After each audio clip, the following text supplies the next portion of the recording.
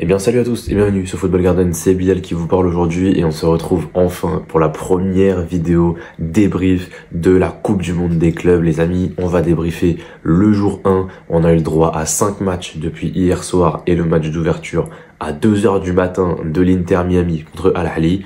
Et jusqu'à du coup ce soir, enfin cette nuit à 3h du mat, on avait eu du coup Botafogo contre Seattle Sounders. On a eu le droit à 5 matchs tout au long de la journée et honnêtement la compétition me hype énormément. Dès le premier jour, je suis déjà ultra heureux en regardant des matchs. Ça fait super plaisir de voir certaines équipes jouer au foot que t'as pas l'habitude de voir. Et aujourd'hui, vous le voyez, j'ai fait un petit design comme qui va apparaître à l'écran. Et du coup, on a juste en dessous de ma tête, on a tout simplement les matchs du jour. Donc c'est les 5 matchs dont je vais parler aujourd'hui. Et par exemple demain, il n'y en aura que 3. Donc il n'y aura pas toujours 5 matchs. Et ça, c'est plutôt cool. Même si évidemment, plus il y a de matchs, plus on est heureux. En tout cas, voilà, il y a les matchs du jour en dessous de moi. Et du coup, à ma gauche, je crois, je sais plus de quel côté je suis, mais je crois que je suis à gauche. Ouais, logiquement je suis à gauche, donc c'est à ma droite plutôt. Ouais, non, je crois que c'est à ma droite. Du coup, à ma droite, vous avez du coup les phases de groupe, enfin les classements des 3 groupes où il y a eu des matchs et vous pouvez voir que directement, par exemple le groupe A et le groupe B ont déjà tous joué leur premier match et on a du coup l'Inter Miami, on a Al Ahly, on a Flamengo, excusez-moi, Palmeiras et on a Porto qui ont tous 1 point. Et dans le groupe B, le PSG est premier, Botafogo est deuxième, Seattle troisième et l'Atlético Madrid est quatrième. On reviendra sur leur match juste après. Et dans le groupe C, il y a que le Bayern qui a joué et on l'a vu, une démonstration de force et une victoire 10-0 des Bavarois contre Auckland, mais on en reparlera quand ce sera leur tour. On commence par le premier match de cette Coupe du Monde des clubs, le match d'ouverture entre Al Ahly, club égyptien, et l'Inter Miami, club états-unien, voilà, le club de Lionel Messi, qui est rentré, excusez-moi, dans la compétition et qui a commencé par un 0-0 assez triste face au sextuple champion d'Égypte, si je dis pas de bêtises, et en tout cas une des meilleures équipes du continent africain, peut-être la meilleure même, hein, sur tout le continent africain. Donc voilà, une très belle performance de la part de Al Ahly, notamment en première mi-temps, que j'ai trouvé vraiment au-dessus. Juste un problème à la finition et aussi un Oustari, le gardien de l'Inter Miami en face, qui a été très bon. Donc voilà, ça c'est pour la première mi-temps. C'est vraiment Al Ahly qui domine, l'Inter Miami qui se fait pulvériser, notamment voilà, il y a des passes qui traversent le milieu de terrain et la défense ultra facilement pendant toute la mi-temps, et tu dois ton 0-0 uniquement à ton gardien. Et au retour des vestiaires, ça s'est un petit peu inversé, c'est l'Inter Miami qui a beaucoup plus eu le ballon. Lionel Messi était pas loin de marquer sur coup franc, il a aussi eu une autre occasion qui a tapé le poteau. Voilà, on a eu des belles occasions de Lionel Messi, malheureusement ça n'aura pas suffi, et El Shenaoui, le gardien de Al Ahly, aura fait une très bonne deuxième mi-temps. On était clairement sur un match de gardiens, et au niveau des stats, on va vous les afficher tout de suite. 55% de possession pour l'Inter Miami, 45% pour Al Ahly, mais quand on peut voir 5 grandes chances créées côté égyptien, 3 grandes chances créées côté états-unien, 14 tirs à 11 pour Inter Miami, 8 arrêts côté Miami, seulement 5 côté Al Ahly. Mais voilà, comme vous voyez, on a vraiment une équipe qui, on a vraiment 2 équipes qui ont eu de très bons gardiens. On peut voir également 8 tirs cadrés côté Inter Miami et 8 côté Al Ahly, excusez-moi, et 6 côté Inter Miami. Et on a également sur les 6 tirs cadrés, on a ce penalty de Trezeguet qui est arrivé à la 42e minute, je crois, et qui va simplement rater, voilà, Trezeguet qui rate son 1 contre 1 contre Oustari. Et du coup forcément, voilà, on va arriver du coup à mon top et flop. Et au niveau de mes 3 tops, vous voyez un petit visuel plutôt sympathique. Et au niveau de mes 3 tops, on a du côté des tops, mais les 2 gardiens du match, Oustari, man of the match avec 9,5, et El Shenaoui avec 8,5. Et c'est Zizo que je vais mettre en 3e, qui a fait un très bon match et qui est rentré à la place de Emma Machour, qui à la base devait jouer mais qui s'est blessé au bout de 15 minutes, je crois. Et derrière, il a fait 60-70 minutes, je crois, de très bon niveau. Et il mérite sa place du coup dans le top 3. Et vous voyez des étoiles au tréfonds. Et dans les tréfonds, on va retrouver Trezeguet qui rate son penalty et qui, de manière générale, je trouve pas fait un très bon match. 4,5 pour lui. J'ai mis Allende, l'ailier droit, milieu droit, parce que je crois que c'est un 4-4-2, mais le milieu droit, du coup du milieu à 4, voilà, qui a pas été bon aujourd'hui, hier plutôt. Et enfin, Toto Aviles, on en a parlé plusieurs, les commentateurs en ont parlé plusieurs fois pendant le match. Il a pas fait une mi-temps de fou, il sort à la mi-temps après avoir fait pas mal d'erreurs et très peu de sérénité qui se sont dégagées de ce petit, même s'il est très jeune encore une fois. Voilà, on va pas trop se mentir, c'est un peu compliqué. On passe au deuxième match à présent les amis, le Bayern Munich qui a terrassé Auckland 10-0 et bah dans ce match-là, il y a pas grand-chose à redire. Ce match-là, voilà, c'était juste une des meilleures équipes du tournoi contre la pire de très loin, donc forcément on s'attendait à un très gros score, et quand le Bayern mène 6-0 à la mi-temps, on se demande vraiment à combien ça va terminer, parce que ça aurait pu terminer à 11, à 12, à 13-0, finalement ce sera 10, et une deuxième mi-temps du Bayern qui a été intéressante sur le papier, mais où tu te rends compte que bon bah voilà, tu marques quasiment sur toutes tes occasions parce que tu tires assez peu. Sur la deuxième mi-temps, je crois que tu dois avoir quoi, peut-être 7 tirs ou 8 tirs sur la deuxième mi-temps, et t'en as 4 qui vont au fond. Donc voilà, c'est quand même pas mal. Du coup, les buteurs, on a du coup Sacha Boey qui a marqué, 2 buts de Olysée, 2 buts de Müller, 2 buts de Coman et 3 buts de Musiala. Donc voilà, on a eu des buts de partout. Clairement, ce match-là, fallait pas le rater. Si vous vouliez des buts, fallait pas rater ce match. Bon, après, on va pas se mentir, il y a pas grand chose à dire sur le match, hein. J'ai les stats sous les yeux et on va pas se mentir, c'était compliqué pour Auckland, hein. 71% de possession contre 29 pour Auckland City. Voilà, 31 tirs à 1. Clairement, 7 arrêts du gardien quand même de Auckland, 7 grandes chances créées par le Bayern. Voilà, même au niveau des passes, tu te rends compte que tu as quasiment 800 passes pour le Bayern et t'en as à peine 300 pour Auckland. C'est très peu, et je crois que tu fais peut-être 4,5 ou 5 XG sur le match. Donc voilà, il y a vraiment rien eu côté Auckland, hein. Je suis en train de regarder, c'est terrible, mais voilà, 17 tirs cadrés par le Bayern. Donc clairement, bah là il y avait juste pas photo, il y avait juste pas match, et bon forcément bah tu gagnes 10-0, t'es obligé de dire que tout le monde a fait un bon match, mais vous verrez que c'est pas le cas. Et voilà, côté Auckland, bah malheureusement c'est les pauvres, hein, ils ont défendu tout le match et ils ont quand même pris 10 buts, donc franchement c'est terrible pour la pire équipe du tournoi, on le sait, mais c'est terrible quand même. Et encore une fois, voilà, au niveau de mes top et flop, vous voyez que j'ai mis un triple 10, forcément Thomas Müller, Michael Olysée et Jamal Musiala. D'ailleurs j'ai inversé, mais c'est Olysée en 1, c'est Olysée que j'avais nommé man of the match. Donc voilà, un triple 10 pour les 3 qui ont fait les meilleurs matchs. Coman aussi, mention honorable, à qui j'ai mis du coup 9 sur le match, qui a fait une très bonne première mi-temps avant de sortir à la mi-temps. Et aussi une autre mention honorable, c'est pour Lennart Karl, les amis, un jeune ailier de 17 ans qui a joué en deuxième mi-temps et que j'ai trouvé ultra intéressant. Clairement, il avait pas froid aux yeux, il tentait des frappes, il tentait des dribbles. Il y a un moment, il claque une roulette magnifique et il a 17 ans. Donc voilà, j'ai hâte de voir ce mec-là dans le futur. Peut-être que ce sera le futur de cette équipe du Bayern Munich, notamment à droite. Donc voilà, ça peut être très intéressant, et j'espère qu'il va avoir du temps de jeu encore sur la Coupe du Monde des clubs, et que c'est pas seulement parce que c'est Auckland que il a joué. Forcément, en flop, je vais mettre Auckland City en général. Voilà, je vais pas mettre de joueurs précis, ils ont tous été mauvais malheureusement pour eux. Bien sûr, c'est pas de leur faute, mais c'est la dure réalité des choses, et du coup je leur ai mis 1. Voilà, je leur ai mis 1 en performance d'équipe.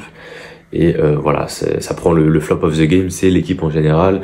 Et bon bah voilà, il y a quand même un joueur qui m'a déçu sur ce match-là, c'est Harry Kane, 3,5 sur 10 selon moi. Bah en fait, il a traversé le match comme un fantôme. Il a eu l'occasion de mettre 2 buts en première mi-temps. Une frappe qui est repoussée par le gardien, et une autre, c'est sur le but de Olysée, le premier, où tout simplement Kane rate le ballon. Voilà, Kane rate le ballon, parce que si Kane touche la balle, bah c'est lui qui marque, et il peut s'en sortir avec un doublé à la mi-temps, et il sort au bout de 65 minutes avec rien. Vraiment avec le vide. Son premier match, Harry Kane, est vraiment mauvais. Il va falloir faire beaucoup mieux sur les 2 prochains matchs. On continue les amis avec le Paris Saint-Germain en 3e match, qui du coup affrontait l'Atlético Madrid dans ce qui nous semblait être le meilleur match de la soirée, le match le plus équilibré, et au final bon ben on n'a pas du tout eu un match équilibré. Le PSG a froissé l'Atlético Madrid, 4-0. Les buteurs, on a Fabian Ruiz, on a Vitinha, on a c'est qui le troisième? C'est Mayulu et Kang In Lee sur penalty à la toute fin du match.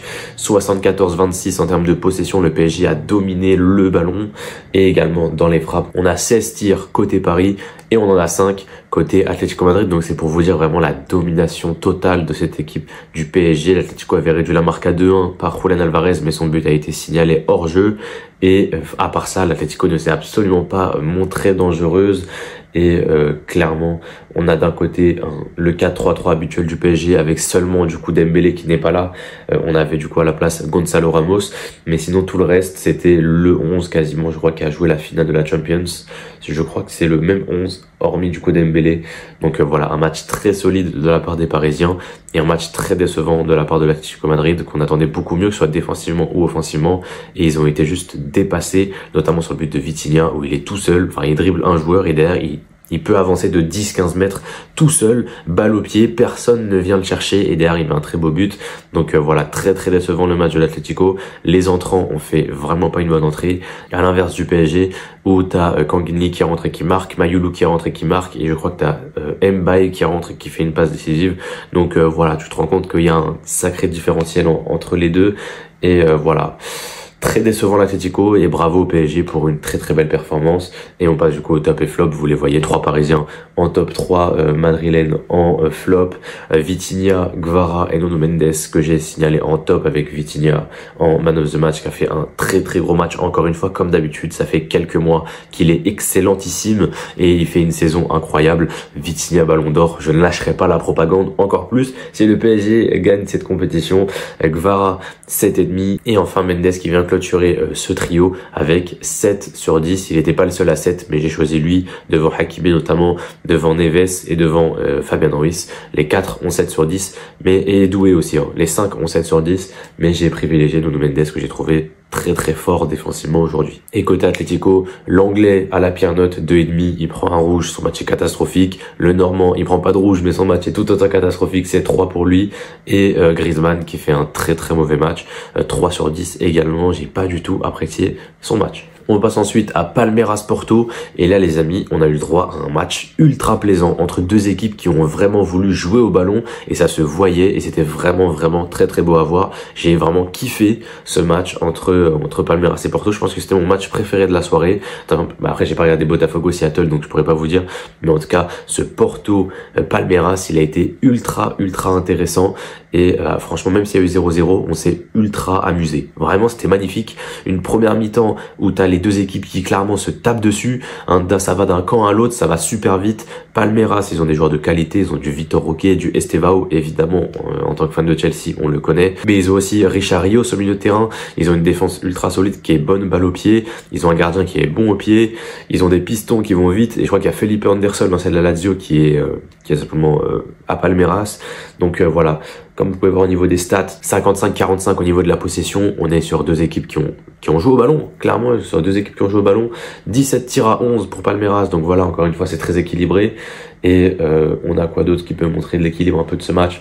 On a 5 tirs cadrés côté Palmeiras, 3 côté Porto, on a un poteau qui a été tapé par Palmeiras, mais voilà, 39 ballons touchés par Palmeiras dans la surface de Porto, contre seulement 18 à l'inverse, ballon de Porto dans la surface de Palmeiras. Donc ouais, Palmeiras a vraiment été même au-dessus de Porto sur le match et clairement ils ont montré des choses très intéressantes. C'est peut-être la seule équipe hors européenne que j'ai pu voir qui, pour le moment en tout cas, a fait un aussi bon match contre une équipe européenne qui plus est, et qu'une équipe quand même, Porto c'est pas dégueulasse, hein. Porto ça fait souvent des huitièmes, des quarts de Champions League, donc voilà, c'est très intéressant.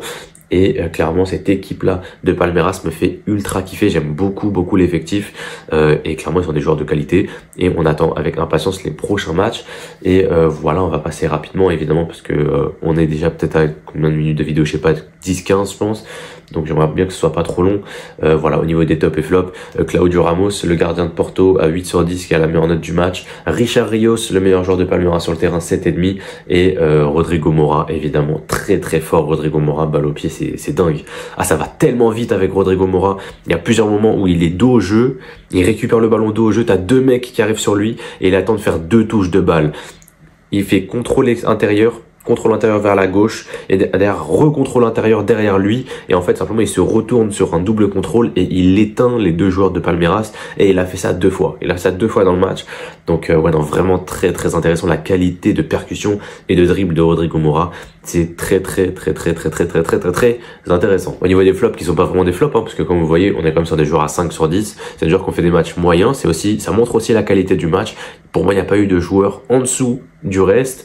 Et on a du coup Fabio Vieira, on a Mauricio et on a Vitor Roque. qui du coup partage la dernière place avec 5 sur 10. Enfin, on passe au seul match que j'ai pas vu, les amis, le Botafogo Seattle Sounders à 3h du matin cette nuit. Victoire du Botafogo 2-1 face aux États-Unis de Seattle, Botafogo club brésilien pour ceux qui se demandent. Igor Jesus et Jair, je sais pas comment ça se prononce, je veux dire Jair, qui ont marqué les 2 buts pour Botafogo, et c'est Roldan qui a réduit la marque par Seattle. Je vous mets les stats à l'écran, 60% de possession pour Seattle contre 40 pour Botafogo, 23 tirs à 12 pour Seattle qui a dominé la rencontre mais qui malheureusement n'a pas pu faire mieux qu'une défaite.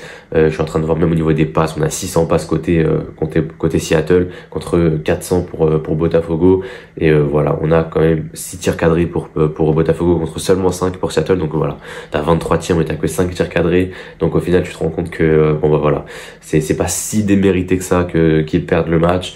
Voilà, ils ratent une grosse chance, ok. Ils touchent 42 ballons dans la surface adverse, c'est monstrueux, mais ça ne sert à rien au final. Et voilà, clairement, on a voilà 75 ballons qui sont rentrés dans le 30 derniers mètres. Donc c'est beaucoup de ballons, mais malheureusement, bah, on a pu voir, je pense, offensivement, beaucoup de lacunes côté Seattle, même si évidemment j'ai pas regardé le match, mais je me base sur les stats pour dire ça. Et voilà, au niveau des tops et flops, on va assez vite sur ce match-là vu que je l'ai pas vu forcément. On a du coup Roldan, Jesus et Jair, les 3 buteurs que je mets en 3 tops. Roldan, man of the match avec 7,5, Jesus à 7 et Jair à 6,5. Et dans les flops, je mets 3 joueurs de Seattle. Je mets Tolo, qui d'après les stats a fait un match catastrophique. je vous affiche les stats, hein, mais il a fait un match catastrophique, Tolo. Ryan Kent, que vous connaissez assez bien, je pense, ceux qui jouent à FIFA, voilà, qui joue à Seattle, je n'étais pas au courant, mais qui a fait un sale match. Et le dernier, c'est John Bell, qui a fait une mi-temps sur 2. Il est rentré à la deuxième mi-temps et il a vraiment pas fait une deuxième mi-temps de fou. Et du coup, voilà, on se retrouve forcément pour le débrief final. On a du coup, en conclusion, l'Inter Miami qui fait 0-0 contre Al Ahly, Porto qui fait 0-0 contre Palmeiras. Donc tout le monde est à 1 point dans le classement avec 0 différence de but, 0 but marqué, 0 but encaissé. Dans le groupe B, le PSG qui s'impose 4-0 contre l'Atlético, qui est du coup largement premier, devant Botafogo qui s'est imposé 2-1 face à Seattle. Seattle est 3e, l'Atlético est dernier pour le moment de la poule avec moins 4 de différence de but. Et dans le groupe C, Boca Juniors Benfica, c'est tout à l'heure, c'est je crois cette nuit à minuit je crois. Et on a du coup forcément le Bayern contre Auckland City, victoire 10-0 du Bayern qui du coup prend pour le moment la première place. Et ils vont la garder forcément, à moins qu'il y ait un 11-0 entre Boca Juniors et Benfica, ils seront premiers à l'issue de la phase de groupe et à l'issue de ce match en tout cas. Les matchs de ce soir et de demain les amis, il y en a 3. On a Chelsea qui rentre dans sa compétition contre le LAFC. Je pense que vous aurez un débrief dans la nuit qui va sortir vers 23h, 23h30. Voilà, je pense que je vais vous faire un petit débrief, peut-être minuit plutôt. Minuit, un débrief complet de Chelsea, hein, comme j'ai pu le faire en Première Ligue.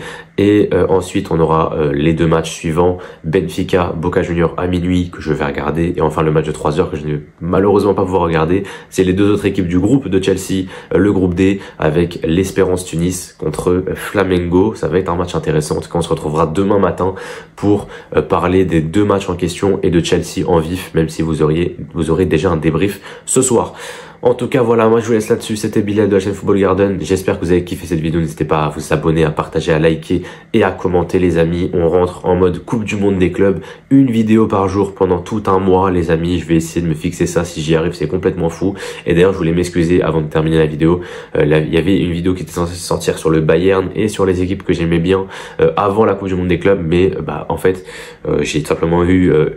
il y a eu un changement de scénario. J'étais pas chez moi pendant ces derniers jours. J'avais tourné 2 vidéos en avance, celle du Real et celle de Manchester City, que j'ai pu vous sortir du coup dans la semaine, mais le Bayern je l'avais pas tourné, ni du coup la vidéo d'après, donc voilà, les 2 ne sont jamais sortis, mais en tout cas j'espère que les 3 vidéos vous ont plu, et voilà, nous on se retrouve ce soir pour Chelsea, demain pour le débrief du jour 2 de la Coupe du Monde des clubs. C'était Bilal, portez-vous bien et la paix sur vous.